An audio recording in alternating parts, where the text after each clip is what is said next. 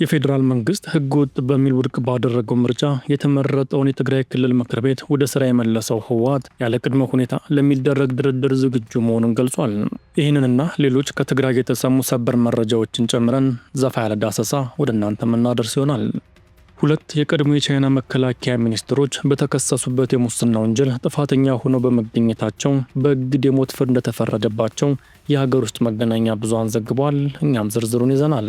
እንደዚሁም በሌላኛው መረጃችን የአሜሪካው ፕሬዝዳንት ዶናልድ ትራምፕ በሆርሙዝ ወሽመጥ መንቀሳቀስ ያልቻሉ መርከቦችን አጅቦ ለማስወጣት የነበራቸውን እቅድ ያቋረጡት በሳውዲ አረቢያ ምክንያት መሆኑን ተናግረዋል። እንደዚሁም አሜሪካና የባህረ ሰላጤው አጋሮቿ ኢራን በሆርሙዝ ወሽመጥ የሚያልፉ መርከቦች ላይ ጥቃት መፈጸሟን ካላቆመች ማዕቀብ እንዲጣልባት ወይም ሌላ እርምጃ እንዲወሰድባት የሚጠይቅ ውሳኔ የተባበሩት መንግስታት ማቅረባቸውም ተዘግቧል። እነዚህንና ሌሎች ከመካከለኛው ምስራቅ ጦርነት ጋር በተያያዘ የተሰሙ ሰበር መረጃዎችን የሚዳሰስ ሰፋ ያለ ዳሰሳም ወደ እናንተ የምናደርስ ይሆናል። ሰላም ውድ የቻናላችን ቤተሰቦች፣ በያላችሁበት ሰላማችሁ ይብዛልን። በሰዓቱ የመረጥንላችሁን አበይት መረጃዎች ወደ እናንተ ልናደርስ ተገኝተናል። የምትገኙት ፈልሶፍ ኢትዮጵያ ላይ ነው። በየጊዜው ወቅታዊና ሰበር መረጃዎች እንዲደርሳችሁ ሰብስክራይብ በማድረግ ቻናላችንን ተቀላቀሉ። እንደዚሁም ፕሮግራማችን ከተመቻችሁም ቪዲዮውን ላይክ እና ሼር እንድታደርጉልን ጥሪያችንን እናስተላልፋለን። አብራችሁን ቆዩ። የፌዴራል መንግስት ህገወጥ በሚል ውድቅ ባደረገው ምርጫ የተመረጠውን የትግራይ ክልል ምክር ቤት ወደ ስራ የመለሰው ህዝባዊ ወያኔ ሓርነት ትግራይ ያለ ቅድመ ሁኔታ ለሚደረግ ድርድር ዝግጁ መሆኑን ገልጿል። ለሰላማዊና በድርድር ለሚመጣ መፍትሄ ዝግጁ መሆኑንም አስታውቋል። ህወሓት ከፌዴራል መንግስት የቀረበውን ቀጠናውን ለማተራመስ ከሱዳን መንግስት እየተባበረ ነው የሚል ክስ መሰረት የለሽ በማለትም ውድቅ አድርጎታል። ሱዳን ከኢትዮጵያ ግዛት የተነሳ ድሮን በዋና ከተማዋ ካርቱም የሚገኘውን ዓለም አቀፍ አየር ማረፊያ እንዳጠቃ በመግለጽ ላቀረበችው ክስ ማክሰኞ ዕለት ምላሽ የሰጠው የውጭ ጉዳይ ሚኒስቴር የሀገሪቱ ጦር የህወሓት ቅጥረኛ ተዋጊዎችን እየተጠቀመ ነው በሚል ወንጅሎ ነበር።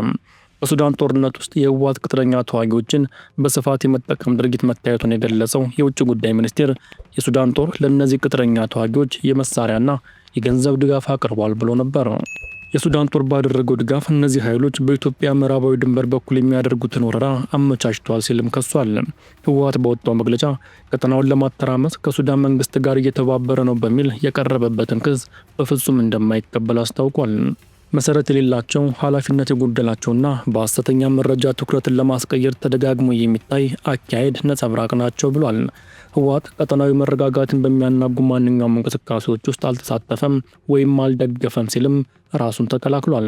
ሱዳን በትግራይ ጦርነት ወቅት ለተፈናቀሉ ሰዎች ሰብአዊ እርዳታና መጠጊያ መስጠቷን አስታውሶም ይህ ሰብአዊ ድርጊት ለተለዋዋጭ ፖለቲካዊ ትርክቶች እንዲያገለግል ለራስ ጥቅም ሲባል መጣመም የለበትም ብሏል።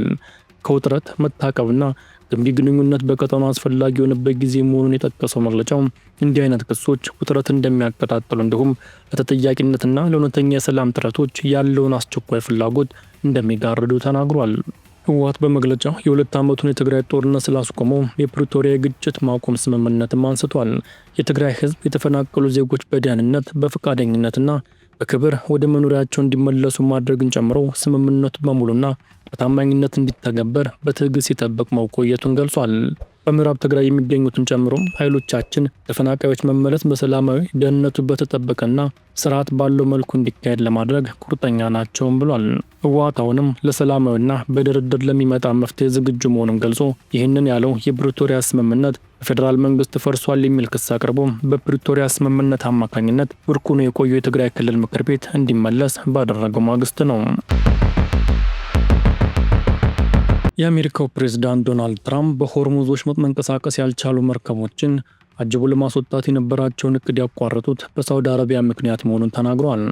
ኤንቢሲ ሁለት የአሜሪካ ባለስልጣናትን ጠቅሶ እንደዘገበው ሳውዲ አረቢያ እሁድ ዕለት ትራምፕ እቅዳቸውን ይፋ ሲያደርጉ መደነቃቸውን ተናግረዋል። የሳውዲ አረቢያው ባለስልጣናት የአሜሪካ ወታደራዊ አውሮፕላኖችም ሆኑ የጦር ጄቶች ከሳውዲ የልዑል ሱልጣን የአየር ኃይል መነሳት ወይም በሆርሙዝ ወሽመጥ መውጫ ያጡትን መርከቦች ለማጀብ በሚደረገው ዘመቻ የሳውዲ አየር ክልል መጠቀም እንደማይችሉ መናገራቸውን ምንጮች ተናግረዋል። ትራምፕ በጉዳዩ ላይ ከሳውዲው ልዑል መሐመድ ቢን ሳልማን ጋር ቢነጋገሩም ሊያሳምኗቸው እንዳልቻሉ ጨምረው ተናግረዋል። ከዚህ በኋላ ትራምፕ ወሳኝ የሆነውን የአየር ክልል ፕሮጀክት ፍሪደም ሲሉ ለሰየሙት ወታደራዊ ዘመቻ መጠቀም ስለማያስፈልግ እቅዳቸውን ለጊዜው ለማዘግየት ወስነዋል ሲሉ ምንጮች ለኤንቢሲ ተናግረዋል። አሜሪካ ከእስራኤል ጋር በመሆን በኢራን ላይ ጦርነት በከፈተችበት ወቅት ሳውዲ አረቢያ የጦር ሰፈሯንና የአየር ክልሏን የዩናይትድ ስቴትስ ጦር እንዲጠቀምበት ፈቅዳ ነበር።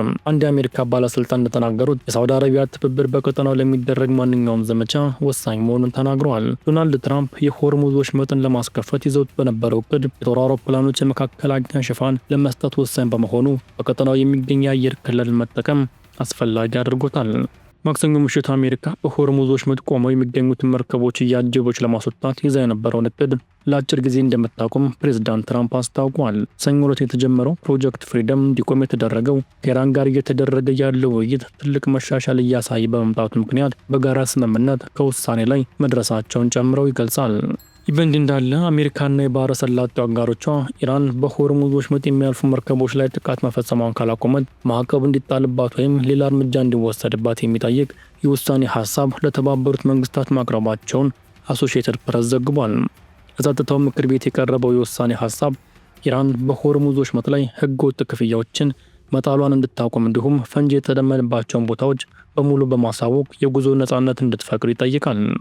የተባበሩት መንግስታት ወሳኝ እርዳታ ማዳበሪያና ሌሎች ምርቶችን በወሽመጡ የሚያልፍበት የሰብአዊ ኮሪደር ለማቋቋም በሚደረገው ጥረት ውስጥ ኢራን በአስቸኳይ እንድትሳተፍና እንድታመቻች የሚል ጥያቄም ማካተቱን ከውሳኔ ሀሳቡ እንደተመለከተ ኤፒ ዘግቧል።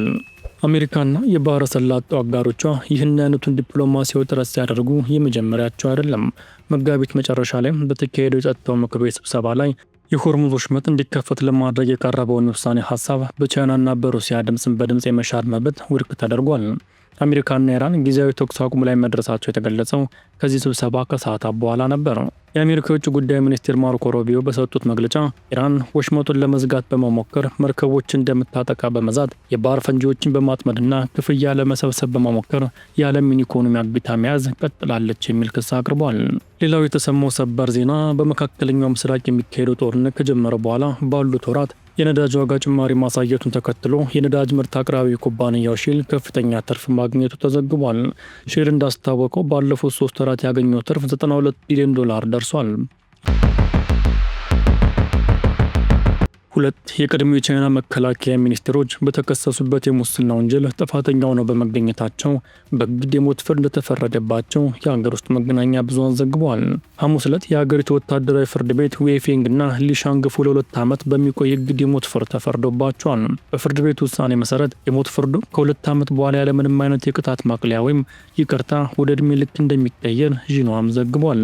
ሁለቱም የቀድሞ ባለስልጣናት በሙስና ወንጀል ጥፋተኛ ሆነው በመገኘታቸው የግል ሀብታቸውም ሙሉ በሙሉ እንዲወረስ ተደርጓል።